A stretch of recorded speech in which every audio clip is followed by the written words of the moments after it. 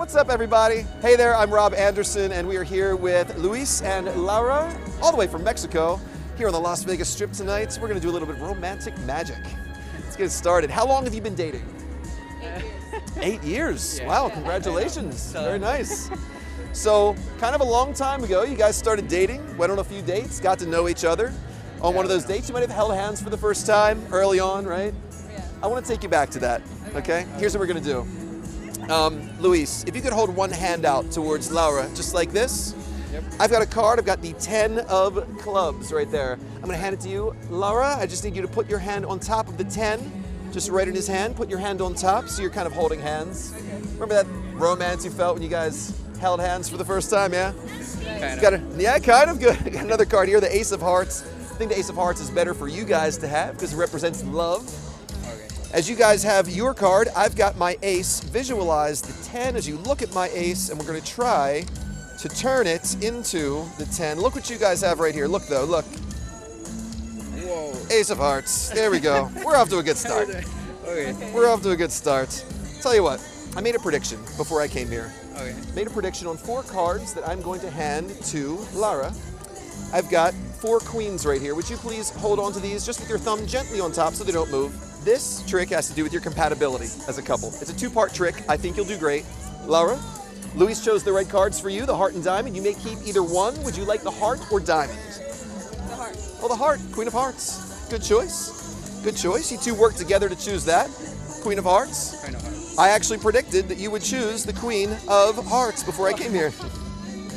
And I took that card from a totally different deck of cards. Okay. That's I was so sure about what you would do, I knew I didn't need to bring any other cards with me except the Queen of Hearts. That's, oh, LeBron, I knew you'd be compatible. I knew that would work out. Here, I'd like you each to think of a happy memory. It could be anything at all. Don't tell me, don't say it out loud. Any happy memory at all.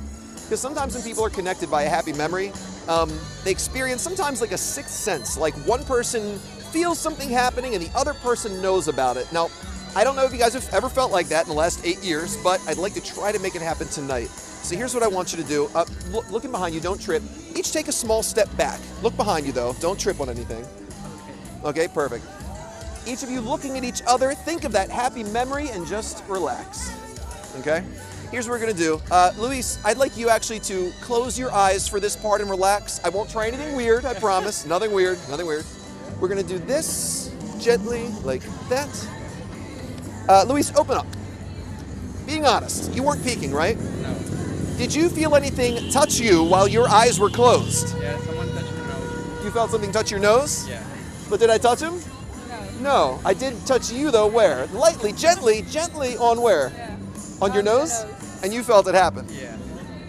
That's weird. I don't know what that memory was, but when we leave here, tell each other what it was. I think it's a very special memory for you both. Tell each other later on, okay? Okay. For this part, we're almost at the end, Laura. I want you to keep thinking about that memory. I'd like you to think about what time that memory happened, about what time it was, 1 through 12 o'clock. So it's gonna be a number 1 through 12. Don't say it out loud. You have it? 3, 2, and 1 o'clock. You're thinking of one of the times on this clock. My job's to figure out what it is. I'm gonna use this fork I stole from dinner earlier and lay it at the spot that I think you're thinking of. I think the time you're thinking of, mine reading doesn't work like that, I'm just kidding. I do think I know though, I think it was 5 o'clock. Yes or no? No. No. Close though. Oh. 6 o'clock. Yeah. 6 o'clock. That 6 o'clock card must have been important.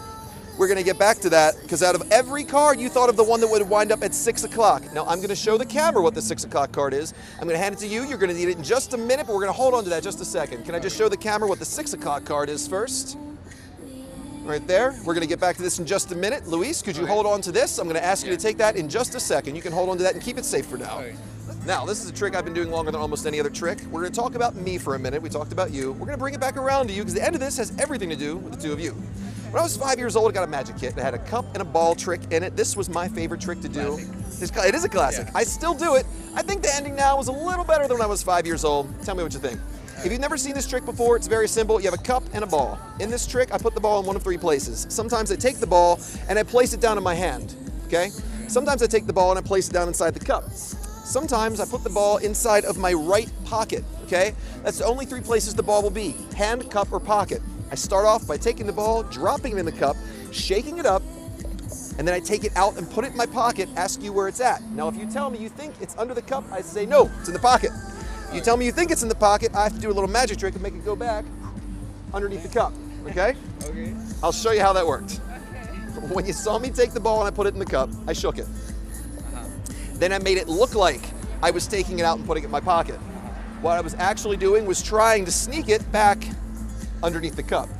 When it looks like it goes under the cup, no, it does not. I'm actually holding it back here in my hand, so I can sneak it into this hand, so I can get it into this pocket. Now, Luis, you just saw it happen. If you had to guess, would you say the ball is under the cup or in the pocket? Under. It's a good eye. It should be under the cup. It is in the pocket, though. You have a good eye, which means I got to do that little magic thing and make it go back under the cup. Now, I'll show you what happens if I mess this up. I use my out. Okay. My out has everything to do with you two, because I can't do this with my left hand. Works with my right hand. What I'm doing is I'm trying to flick it in my pocket, up my sleeve, across my shoulders. It could go down my other sleeve and catch it under the cup. Okay. You're like, yeah, right. My left hand, though, I really can't do it with my left hand. If I put the ball in my left pocket, I can't flick it. Trick's not going to work, so I misdirect you with another memory of yours. Your first kiss. Do you remember your first kiss? Yeah. It was good, right? Yeah. If you like the kiss, you're going to love what's inside this box. And with this box, I'm going to hand this to Luis. You can use that with the card when you're ready to show Laura what's in there.